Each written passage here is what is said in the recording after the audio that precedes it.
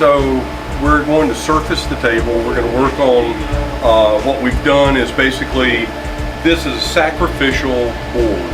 It's used as the baseboard that's going to be under all the material that you route. So when you route a piece of material and you penetrate through that material, you'll end up on this board.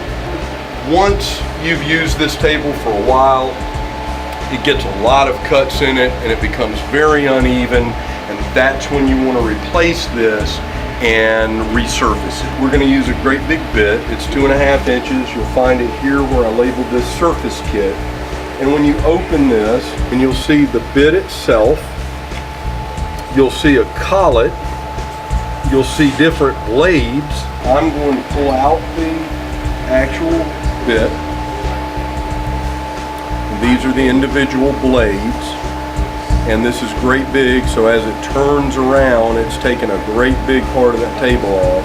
I'm going to pull this out, get my wrenches, and we're going to change this just like we would change a bit. So recently we changed a bit. We go right up here till we fit that regular wrench on it. We come down here, find our slot. That's about all it takes to break the bond. And then I'm just going to do it again, and the bit's going to come out. Now this time we're going to remove the entire collet nut, and this is a collet nut, this is the collet. To remove that collet, you're going to squeeze this together. You won't really feel it, it's pretty strong, and you're going to push this through. So I'm going to squeeze this and try to push that through till it comes out. So the fat end goes into the nut, pops in, you'll hear it click, it turns, then you grab it, kind of push it out. It's one big spring, actually, is what they call it. Now we're going to take a much wider collet because we need a much thicker shaft to go into that. So we're going to take it, pop it in, we're going to put it back on here just loose, but enough to get it to hang on. I'm not going to ever lose this, so as soon as I take this off, I'm going to put it back in my surfacing kit because I will know exactly where it is and I won't lose it. Now when I slide it all the way in, I don't really feel it hitting anything, so it doesn't seem to really bottom out.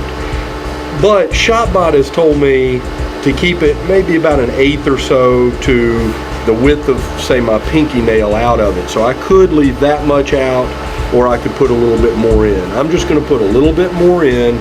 I'm going to hold it in place, and I'm going to spin this until it tightens up, just kind of a hand tight, so it won't fall out. I'm going to check my bit, so I want to look at these blades and see if I see anything broken, chipped, torn up on it or anything, and I really don't.